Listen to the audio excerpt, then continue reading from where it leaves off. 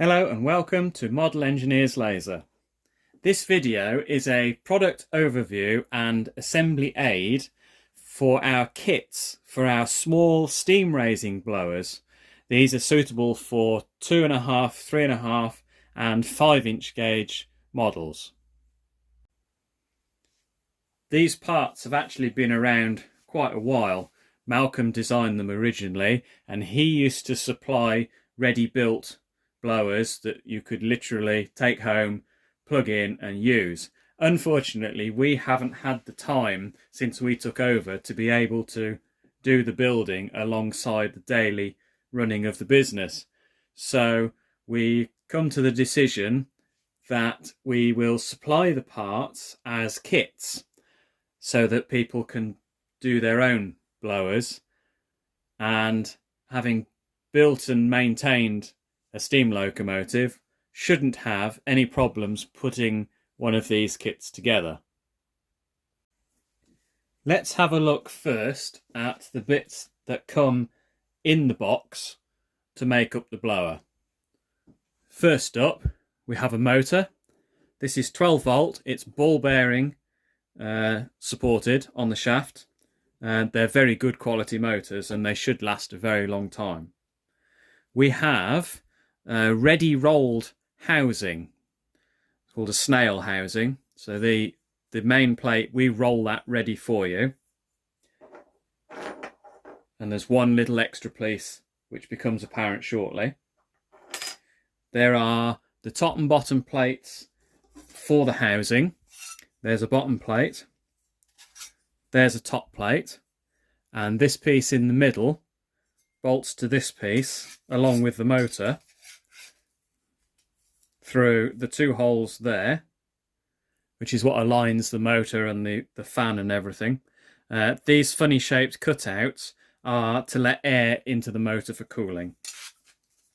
We also supply top and bottom parts for the actual rotor, and there are two strips of vanes for the rotor, which actually gives you two spare. There are some bolts, which are the ones that hold the housing together. This is one of the changes we've made.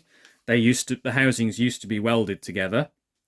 And there is also a ring to which you can fit your chimney adapter. This will bolt straight to the bottom of the housing, so it makes it easy to join a chimney spigot to the housing. We've got the bolt holes in it already for you. Also in the kit are two drawings for the two bits which have to be made. There is the hub, which attaches the rotor to the motor, and then there is a guide drawing for the chimney spigot to help you. It's a suggestion for the best way of making it. So the first job to do is to assemble the housing, snail cam, and the bottom plate.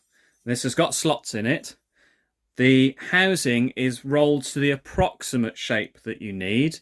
It will still need just a little bit of manipulation here and there just to get these tabs to go into these slots all the way around. The first thing to note is to make sure we get this the right way up, because if you build the housing upside down, the blower won't blow or suck. They're actually suckers, but never mind.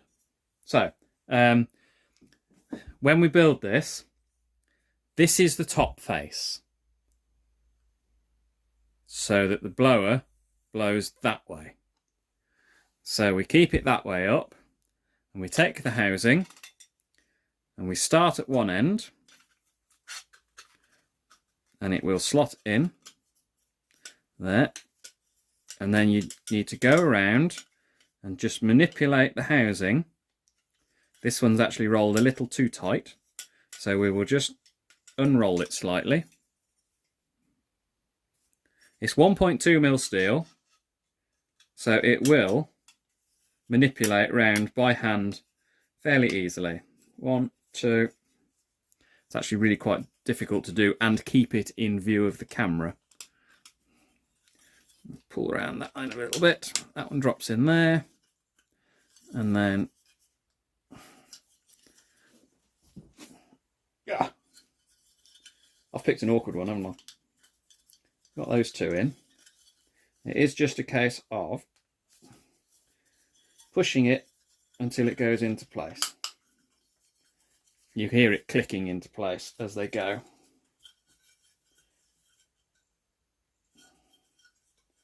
You may need to give it a shove with a hammer or put it in a vise. Let me take that one out. Come round the other way instead. There goes that one. That one.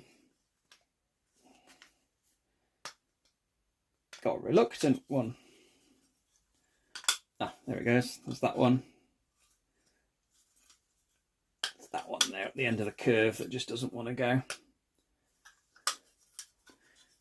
When I had a practice run, I did actually put the screws in first, which sort of helped, but also sort of got in the way.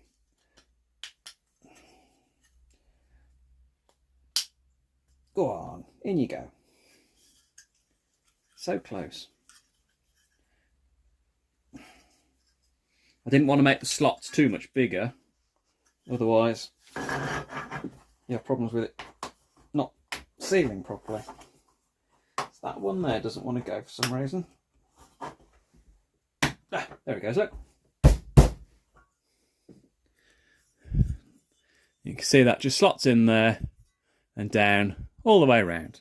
Now this little piece is the bit that forms the closer there. That's a little difficult to get in with just the one plate because you have to push this out of the way. Once you get the second plate in, it helps, whoops, don't pop it out, it helps to hold everything in place. So that's the first stage.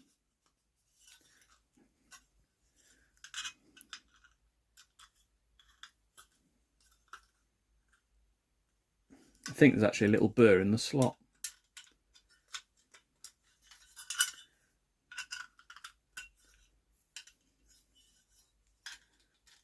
Maybe not.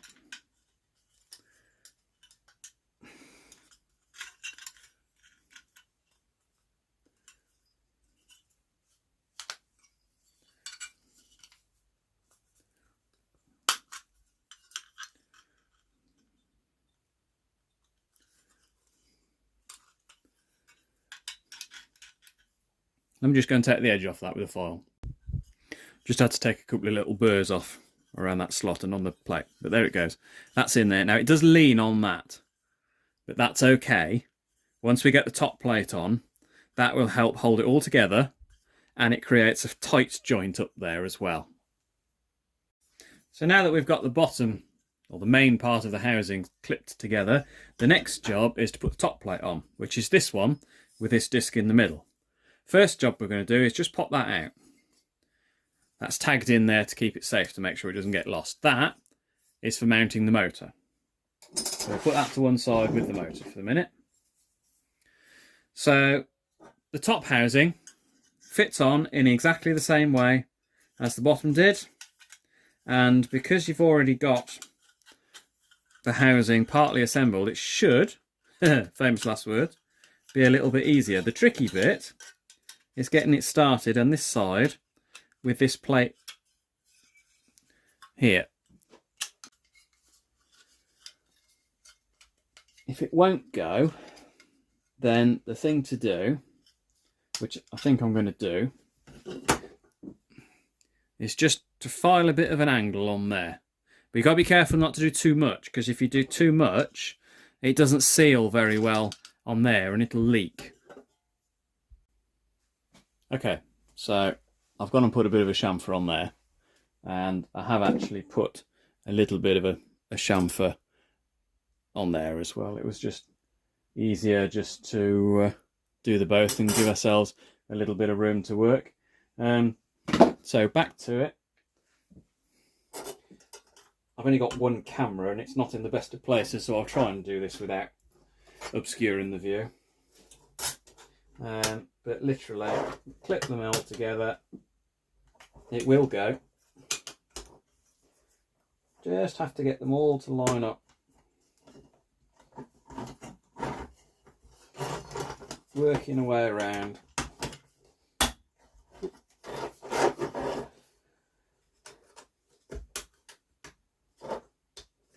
I say when I had a practice run, I did put the bolts in, but they helped right at the very, very end, but in the meantime they were in the way.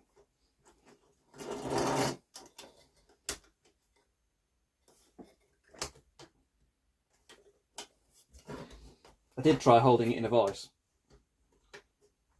but I didn't dare squash it too hard because I didn't want to squash the casing, and it just kept moving.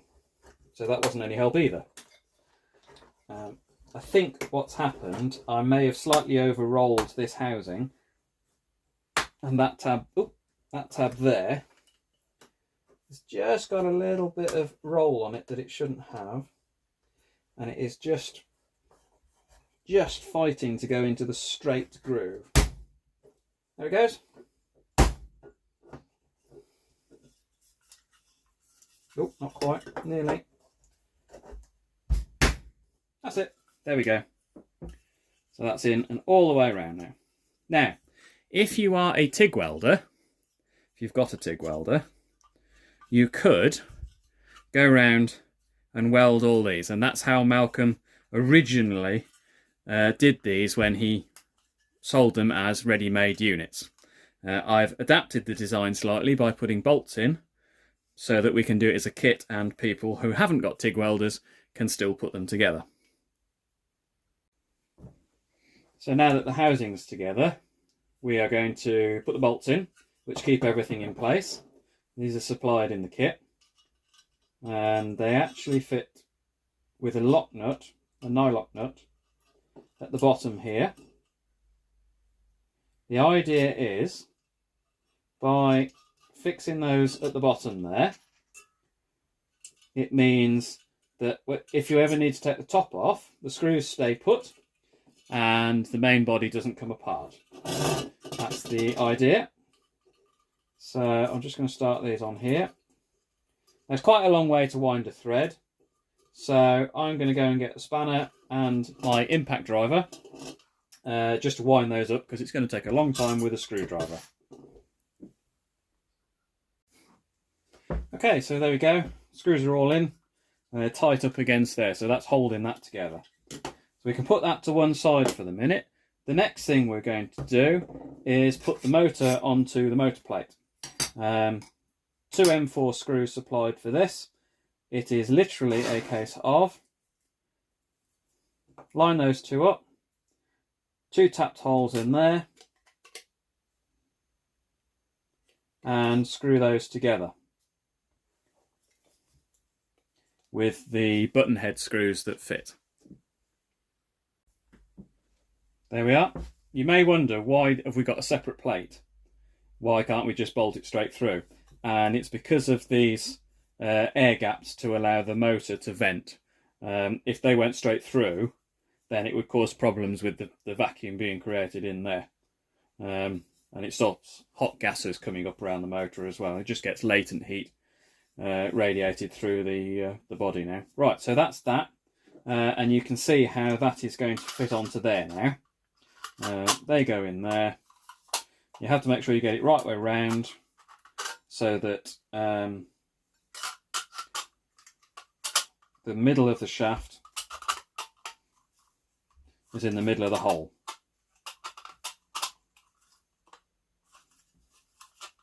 Okay, so that's the main part. So the next job that we're going to do is to build up the rotor, for which we have a top plate, a bottom plate, and the vanes. And as I said previously, you actually get 2 spare ones.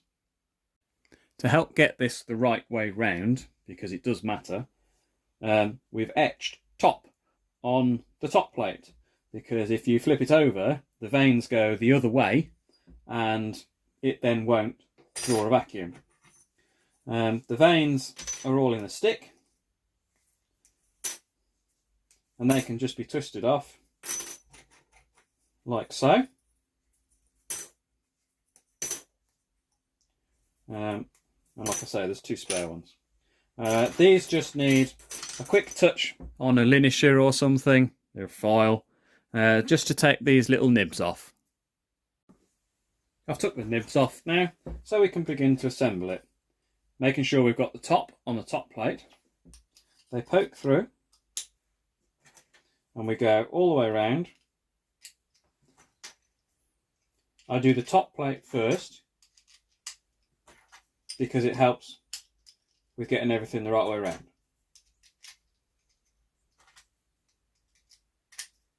Once you've done the top plate, it becomes obvious which way the bottom plate has to go, that way. And that, you just have to work it round, pick one to start with. I'm trying to start with that one, but it doesn't want to.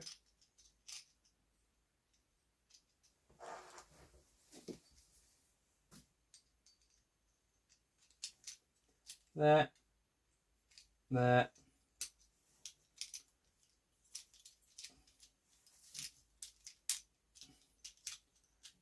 Who's playing up? Come on. Oh, there you are. Oop. Careful what you do, because I pinched that and sprung that one out.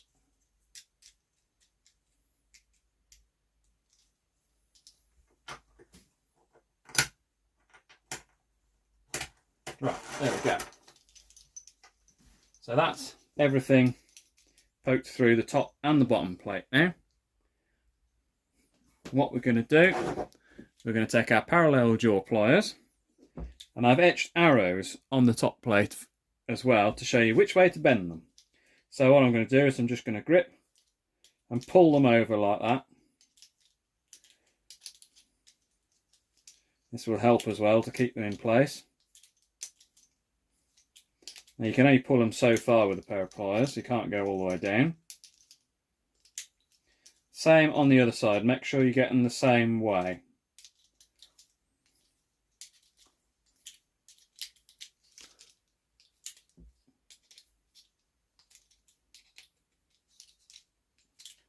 Right, there we go. Oh, no, a couple more, there we go. So, having got them that far, that didn't go very well. Do that one again. That's a bit better. Having gotten that far, everything is still a little bit loose, although it can't come apart. So what we're going to do is we're just going to put it on a block of steel or on the back of the vise, and we're just going to give them all a tap down with a hammer to seal everything up. Right, there we go. Been and hit it with copper hammer. Be careful not to hit it too hard and start knocking all of these flat. And that then is the rotor made up. Next, we need to have a look at the machined parts. First bit we're going to have a look at is the hub that attaches the rotor to the motor. It's a simple little turning job. I'm not going to go through all the stages. I'm just going to do a quick, this is how you do it. Drawing is provided. All the details are on it. Exactly how you go about it will depend a little bit on what equipment you've got. So I'll try and just mention a couple of different ways as we go. First off, down to the workshop, find a piece of material. Okay, so we're on the big lathe today. I've got a piece of 7/8 stock in the chuck, and we're going to see about making a start on turning the boss. Simple as that. Parted it off. We're done with that. Now, if you've got a collet chuck, that's a much better way of doing this and holding it nice and true, because the more true it is, the less vibration there's going to be. Now, the next job is going to be to turn the spigot on the back, which fits into the top plate of the rotor. That's only 1.5mm thick, which makes it a little tricky to do. So I've actually parted it off with an extra millimetre on here, which I'm going to allow for when I turn it. And that just gives you a little bit more room to get the micrometer on to measure it. You can also turn a little bit, turn a little bit, turn a little bit, and keep trying the plate on until it drops on. I've got that down to size now. That just slips in there, just nice like that. Now that extra 1.5 mil on the front, extra 1 mil, sorry, allowed me to get the mic on there to be able to measure it. So now I'm just going to face that off and then we can put the hole in. There we go, hole drilled and reamed. The reason we do it at the same time as turning this spigot is to try and get everything running as true as possible, and then there's less chance of the whole thing vibrating and falling off the top of your chimney. So there's that. That's a nice snug fit in there. No movement. Lovely. So we've got to get some holes in it now. Fixing holes to go through to there, and obviously a hole for the grub screw in the side. Quick test fit. There's the hub that we just turned. You can see we've got 4 screws in there and that'll bolt it down. You could, if you wanted, if you're a TIG welder, actually weld through there, which is how Malcolm used to assemble them. Perfectly acceptable to do that. One thing you can do is actually spot through that just on a normal drill press. Don't have to have a fancy machine for doing that, and I might actually do it that way just to show you how. We'll do a quick test fit. There's the motor. So that goes on the shaft like that, and that's where that will sit.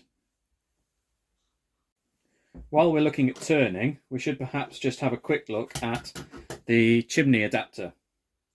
Now, I'm sure you can imagine there are as many different sizes of chimney as there are models.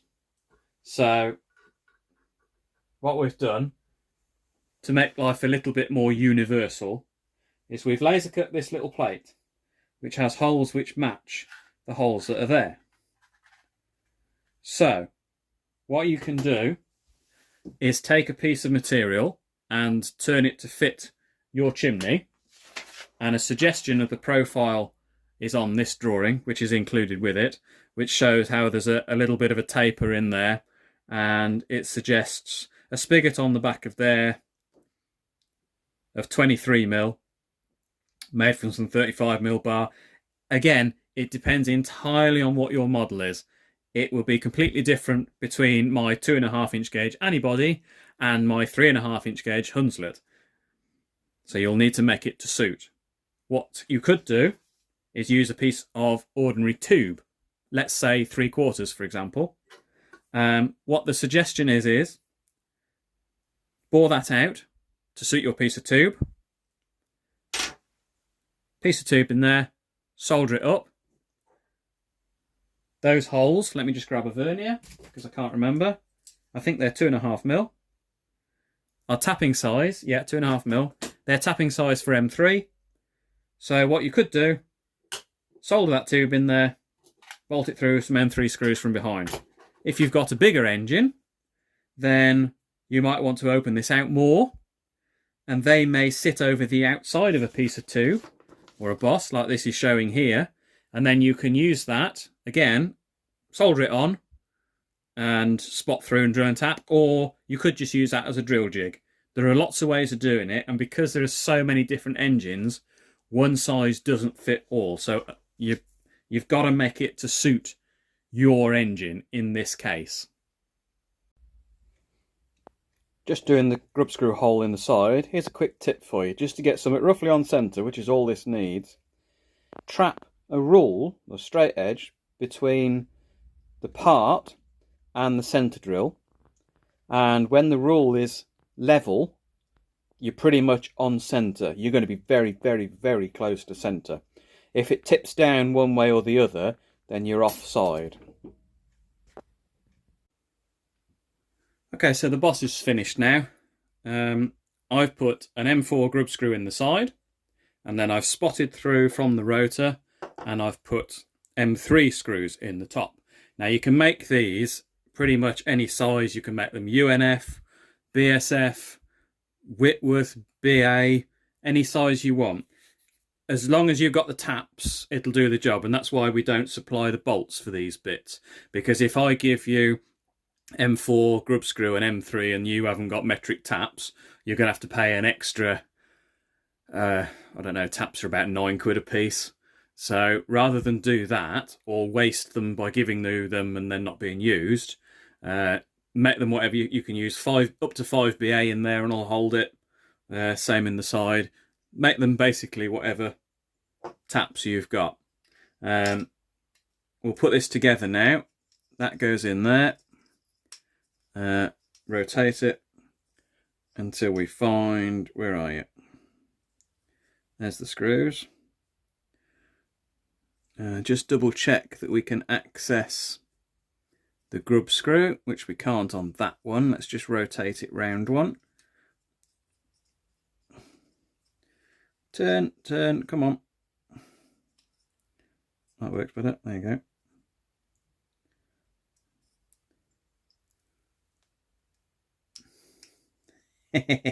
Have I built this and I can't get the grub screw in? Oh no, I should be able to get that one with the ball end. So I've got my little M3 screws, and we'll just put that in there.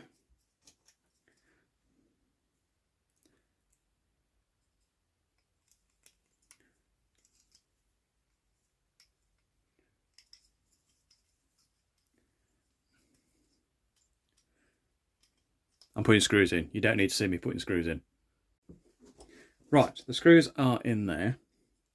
You didn't need to see me putting them all in. I thought I'd tighten them up. Right, there we go. Nothing special about that. Now, they are tight. I did those yesterday. Find that this motor hasn't got a flat. Okay, so now we have to do it. This is a little bit tricky because we have to set everything up to make sure we don't get any interferences. So that's quite a snug fit on there, which is good. I'm just going to push it up. Right, that's as far as that's going. Nothing fouls, that's good, and it's running quite true. The other thing to do quickly before we put that in is to just screw on our chimney adapter. Now you'll have to imagine that I've soldered a pipe in or turned a spigot or however, because I don't actually know which engine I'm going to use this on. I have got a blower of my own. I've had it a very long time and it started making some horrible squealy noises, so I think it's about to expire. So this is perfect timing to be demonstrating this. Come on, get in there. What I will possibly do, because I've nearly got the Lion chassis back together, what I might do is make an adapter for the Lion chimney, which is smaller than the Hunslet chimney, although not by much. And then I can just use a reducing bush rather than having separate blowers for each engine, because that's just more stuff to store, and I've got enough stuff to store as it is. Right, that's those in there, he says. That's those in there. Right, let's make sure we get this the right way around. First time.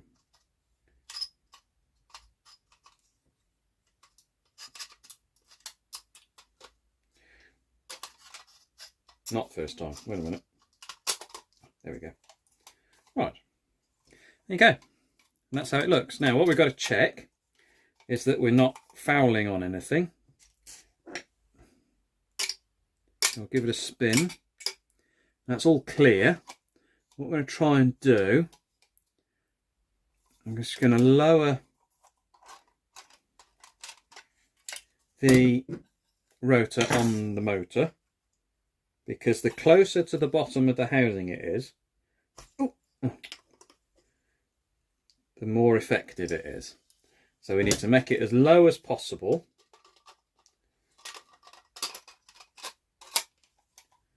Without it colliding with bolt heads or anything.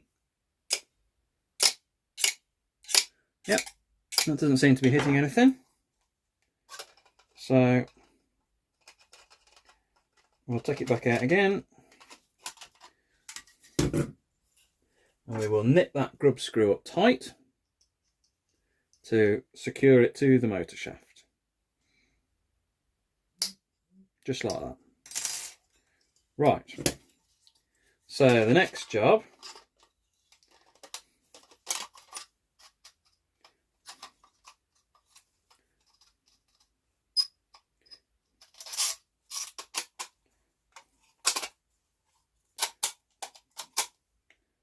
just keep checking that that's there. Checking it's free. So the next job is to bolt the top plate down with the other half dozen M3 nuts that are supplied to suit the long bolts. And again, you don't need to see me doing that, so I'll just put those on there and I'll bring you back when I've done it. Built. The nuts are all done up tight now, and that is one complete blower. Imaginary chimney spigot, you know what I mean. So you don't need to graunch these up really tight. They're nylock nuts, they're not going to come undone. Periodic checking just to make sure, obviously. Same with the rotor inside, just make sure that's not falling apart. And yeah, so electrics to finish it off. Quite a lot of people just solder a wire on there to either a plug or some crocodile clips. I've seen one guy who's got a number of different electric things, and rather than have lots of leads, he just has a lead with some female spade terminals on, plugs it into whichever one he's using. Some people use a speed controller, but I think what I'm going to do, I'm just going to solder some wires on, crocodile clips, same as my old blower. In fact, since the old blower's dying, I'll probably just take the cable off that, and job's a good one. It's 12 volts, so I've got my old school dumb battery charger. Trying not to touch everything together. Oops.